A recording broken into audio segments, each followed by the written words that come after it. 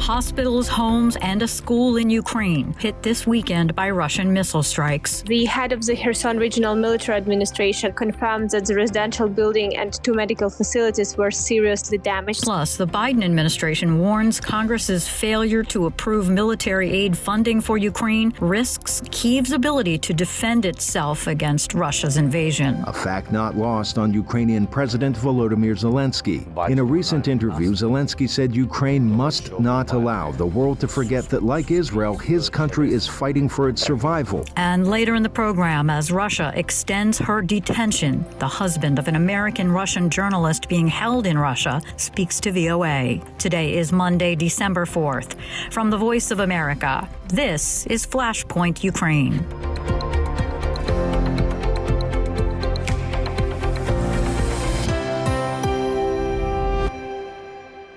Good evening, I'm Lori London. Hospitals and a kindergarten were the targets of another weekend of deadly Russian missile attacks in Ukraine. Also, an investigation into a video purported to show Russian forces killing surrendering Ukrainian soldiers. I spoke with Anna Chernikova in Kyiv for an update on all of it. We're heading into winter and fighting is intensifying and it's making it a lot more difficult. It sounds like it was a pretty rough weekend and that's continuing as far as Russian attacks, particularly in some specific places in Ukraine. What can you tell us? Extremely tough weekend for the Kherson region and the city of Kherson, particularly, as well as for the eastern part of the country, as basically the main battlefield is currently in the east and in the south.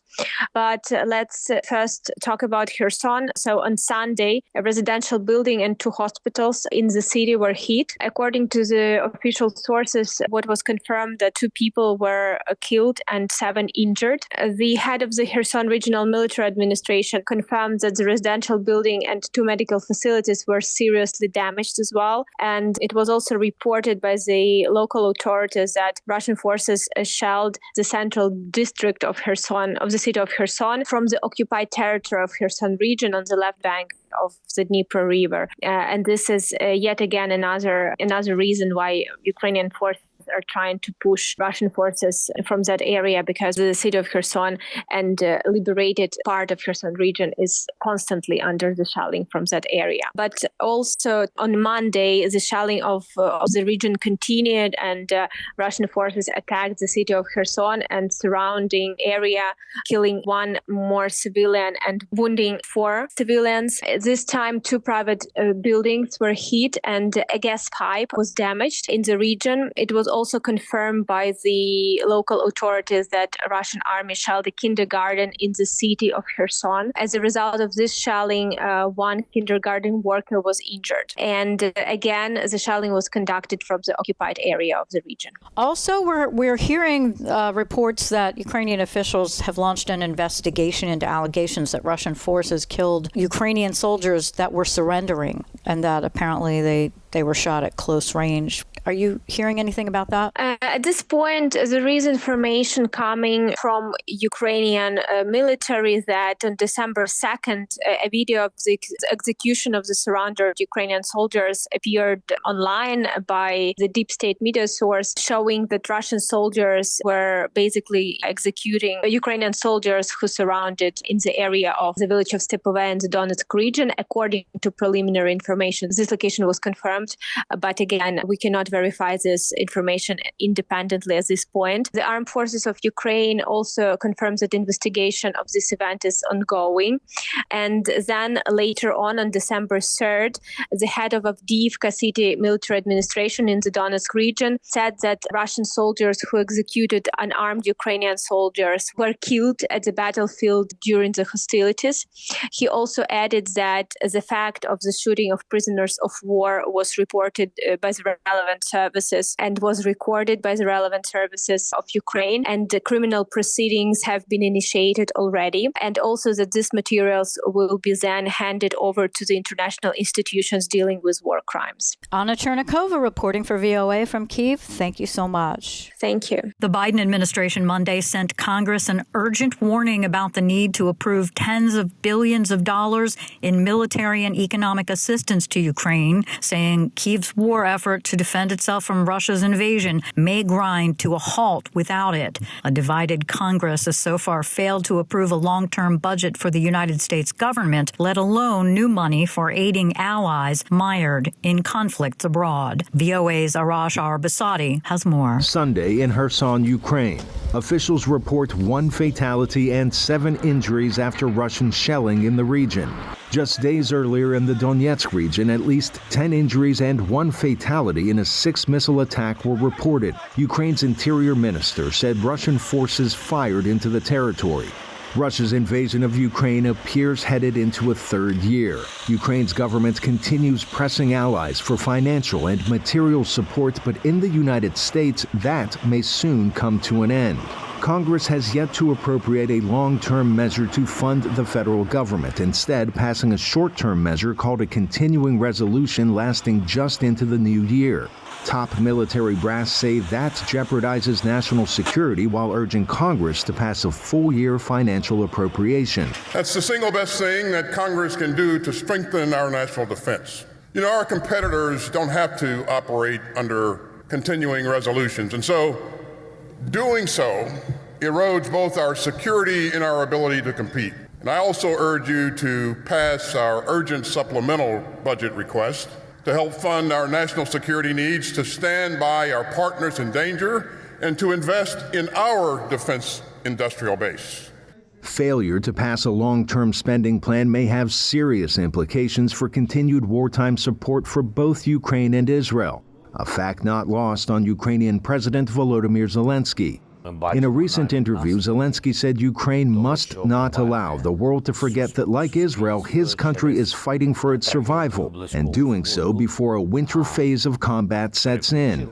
At the ongoing UN Climate Conference, or COP28, NATO Secretary General Jens Stoltenberg said the clear message from NATO allies was continued support for Ukraine. So it will be a big tragedy for the Ukrainians if President Putin wins, but it will be dangerous also for us, because the message that he and other authoritarian leaders then will get is that when they use military force, when they invade another country, when they violate international law, they get what they want. The comment comes amid the extended detention of Russian-American reporter Alsu Kurmashiva. She is a Prague-based journalist working for Radio Free Europe, Radio Liberty, which, like Voice of America, receives its funding from the U.S. Congress. Russia has charged her with failing to register as a foreign agent, a throwback to Cold War-era espionage. Back in Ukraine's Zaporizhia region, police bring residents small stoves donated by the Netherlands. In a mostly elderly community that has refused to leave despite no electricity, gas, or water, these stoves could be the lifeline for cooking and warmth as another winter at war sets in. Arash Arbasadi, VOA News. Hungary is threatening to block tens of billions of dollars of European aid for Ukraine and veto its EU membership bid amid a spiraling dispute between Brussels and Budapest. As Henry Ridgewell reports, the EU Council president recently traveled to Hungary in a bid to calm relations ahead of a crucial December summit. Hungary has long been a thorn in the side of the European Union. And now, as the campaign is underway for next June's European elections, the Hungarian government has launched a personal attack against European Commission President Ursula von der Leyen, putting up billboards showing her alongside Alex Soros, the son of the liberal Hungarian-born financier George Soros, another favourite target. The slogan reads, "Let's not dance to their tunes." Hungarian Prime Minister Viktor Orbán stepped up his attacks on the EU in an address to his Fidesz party Congress this month.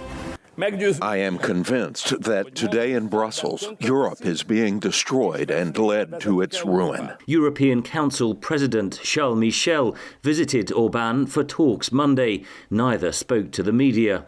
The EU is continuing to withhold around $24 billion from the bloc's post-COVID stimulus fund over concerns about the rule of law in Hungary, including the independence of the judiciary and freedom of the press. In a letter to Michel last week, Orbán reportedly threatened to block a $50 billion EU aid package for Ukraine. He also said he would veto Ukraine's future membership in the bloc unless EU leaders agree to review their entire strategy of support for Kyiv. Analysts say the policy could backfire. Orbán is increasingly isolated within the European Union, and it hurts. It hurts not only symbolically, but it hurts economically as well. The Hungarian economy is not in a very good shape, and the lack of the EU funds and the frozen EU funds due to rule of law concerns, but also due to the government's outlier position in the Russia-Ukraine issue, and also its EU bashing clearly played an important role in freezing these funds. Brussels released $1 billion of the frozen funds last week in an effort to overcome Hungary's objections, but it's not clear if that will be enough. EU heads of state are due to meet December 14th to discuss opening formal talks on Ukraine's membership application. Hungary has said there is no way those talks can proceed with a country at war and has urged Kyiv to seek peace talks with Moscow. Ukraine has said it will not open negotiations until Russian forces leave its territory. Ukrainians just don't believe that Russia can be trusted, and that's why they see the EU and NATO membership as the only security guarantee, not just for Ukraine, but for sustainable peace and stability in Europe. Any blocking of EU aid or veto of Ukraine's membership application would raise the stakes further in the increasingly bitter dispute between Budapest and Brussels. Analysts say Orbán could be emboldened by the recent election of like-minded leaders in Slovakia and the Netherlands, who have also voiced scepticism of EU support for Ukraine.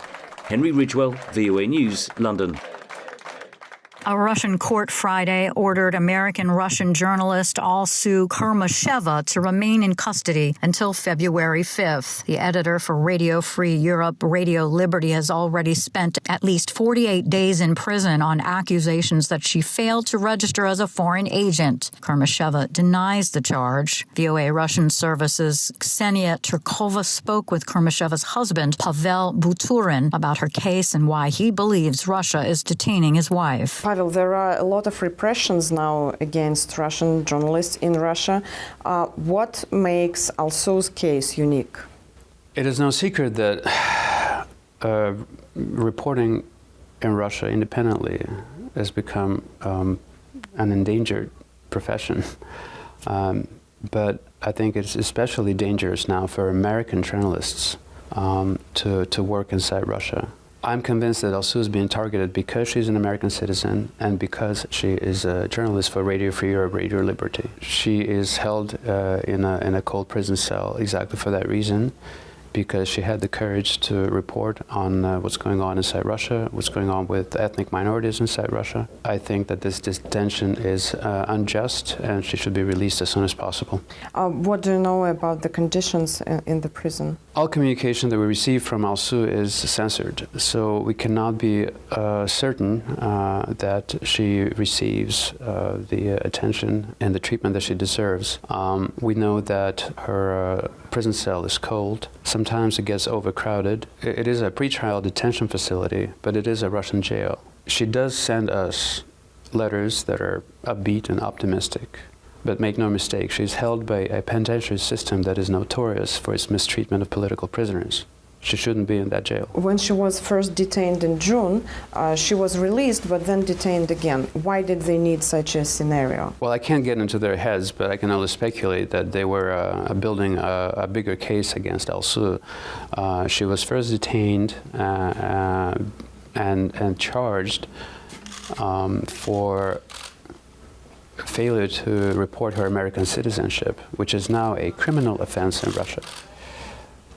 They dragged this case out for several months, and eventually in early October a judge issued a relatively small fine, but before she was able to pay the fine, they came after her, arrested her, and charged her now with a more serious offense, with failure to register as a so-called foreign agent, an absurd charge that she denies. In your opinion, is Alsu's coverage of ethnic minorities and culture and language related to her case? I don't have the details of her case, but it's quite likely that her coverage of the plight of ethnic minorities in Russia has played a role in this. Alsu is primarily a journalist, not necessarily an activist, but she has been a very strong proponent of and enthusiast of her culture and the Tatar language. Honestly, I can't think of another person who is as passionate about her culture as Alsu. She's been involved in spreading awareness about her Tatar culture. What is the most important thing to do to help Alsu right now? Right now, letters are really the biggest lifeline for Alsu in detention. She very much appreciates the support that she's been receiving. She receives a lot of letters from people that she doesn't know, from complete strangers who, share their life stories with her, even recount movie plots. So that's a big help. But on the diplomatic front, we would like to see more involvement from the United States government and from other parties as well, from the European Union, from human rights organizations. There is no doubt in my mind that the reason for her detention is her American citizenship and her work for Radio Free Europe, Radio Liberty. I think Alsu must be designated as a wrongfully detained person. I think she meets most, if not all, the criteria. Pavel Butorin, husband of American journalist Alsu Kurmasheva, who's jailed in Russia, speaking with VOA Russian service reporter Ksenia Cherkova. On Monday, 8 U.S. lawmakers called on the State Department to designate Kurmasheva as wrongfully detained. Monday also marked 250 days that American journalist Evan Gershkovich has been jailed in Russia.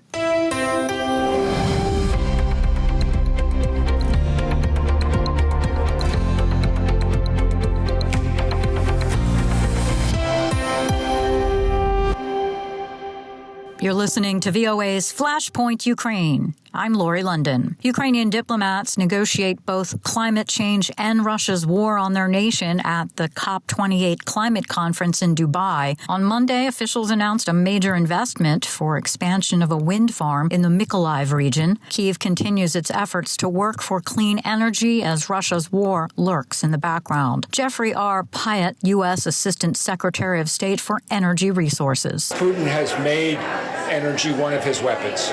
He's done that with his drone and missile attacks on civilian energy infrastructure. He's done that by turning off the gas pipelines in order to try to weaken Europe's resolve to support the Ukrainians. So we have recognized from day one that for Vladimir Putin, energy is just as much as part of his war strategy as are his tanks and his missiles. And with more attacks as snowstorms already grip the country, Pyatt decried Moscow's continued attacks on Ukraine's energy infrastructure. We're trying to build a future economy which is connected, which is sustainable, which creates opportunities for collective prosperity. Putin is dragging us back to the law of the jungle. He has to be defeated. Ukraine energy firm DTEK CEO Maxim Timchenko praised crews who built the first phase of that wind farm while spending a third of their time in bomb shelters. They walk in armors and they see missiles flying above their heads. And this is conditions under which we build the first phase. And that's why we are proud of this achievement. And moreover, it gives us more confidence to build the second phase and complete this project. Officials highlighted how its turbines would be spread far enough apart to survive any Russian missile attack. Russia last winter destroyed about half of Ukraine's electricity infrastructure by firing over 1,200 missiles and drones at power plants, including generating plants and power lines. Russia continues launching air attacks at Ukraine's capital and other cities, but Ukrainian officials say the country's skies are protected by weapons sent to Ukraine by its allies. And one of them, the U.S. Avenger air defense missile system, stands out. On Anna Kustchenko has the story. This Ukrainian fighter who goes by the call sign Festool, a former furniture maker from Kyiv, operates this American anti-craft missile complex known as Avenger. We have knocked down the Shahed drones as well as missiles already. In February 2023, this fighter, among many others, was sent abroad to receive training on the Avenger air defense system. Normally, he says, this kind of training takes months, but he had only 2 weeks. One of the reasons for such speedy learning is that Russia's shelling is extremely intense. Hit the target. In March 2023, the first Avengers went online in Ukraine. Military press officer Vitaly Georgiev says they are protecting both civilian and military targets.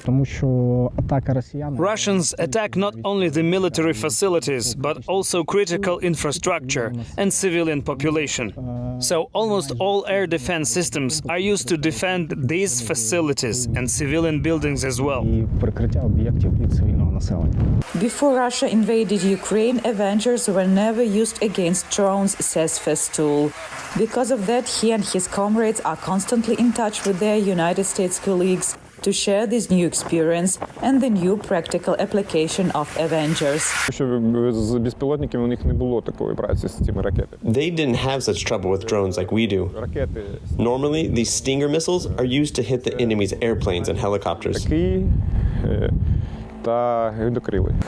The full deployment of the combat complex takes only 15 minutes, from the moment the alarm sounds to the first shot. It only takes 2 people, the driver and the gunner, to operate this system.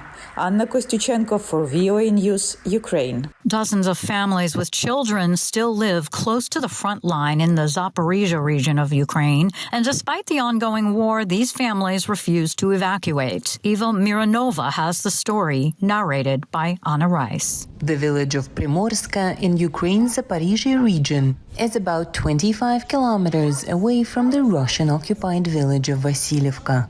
Vladimir, a Primorsky resident who, like others in this story, did not provide a last name, says life is a constant danger. They're shelling us every day, during the day and at night. They did last night, and 2 days ago, and before that, my neighbor died. Despite the attacks, some 1,500 people still live in Primorska, compared with 4,000 before Russia's invasion. There are families with kids here too, including Halina, her husband, and her 7 children, ages 2 to 15. Kids don't want to leave. They're going to school here, online, but still. The older ones help the younger kids. While her husband is at work, Halina does chores and looks after the kids. The family owns 4 goats, a cow, and some fowl. She says they can't leave the animals behind. I think when you have your own land, you try not to leave until the very last moment. Some left and then came back. We also left for a short while and came back. And I think I'll never leave again. Halina's kids spend most of their days outside. After almost 2 years of war, they no longer hide when they hear air raid sirens. We're used to it now. We've seen rockets fall nearby and over there in the fields. Because of frequent shelling, Primorska is often left without electricity. Another issue is water, which locals used to take from the Kakhovka Dam. After the dam collapsed in June, what used to be a water reservoir here at Primorska is now just reeds and occasional puddles. There is no water, and it doesn't look like we are going to get any water anytime soon. Maybe after the war is over, but we'll see. Right now, no one will do anything about this. The shelling might not scare them, but the coming winter does. This year, the government won't be helping with procuring firewood, say employees of the local administration. There is no state program this year, unfortunately, but we have reached out to 6 charity foundations. We are reaching out to whoever we can, hoping someone will help with getting firewood and pellets, something we can use to stay warm. But nothing official has come through yet. Alina tries to stay positive despite everything. Her family has already stored up enough firewood for the winter. For Yeva Mironova in the Zaporizhzhia region, Ukraine,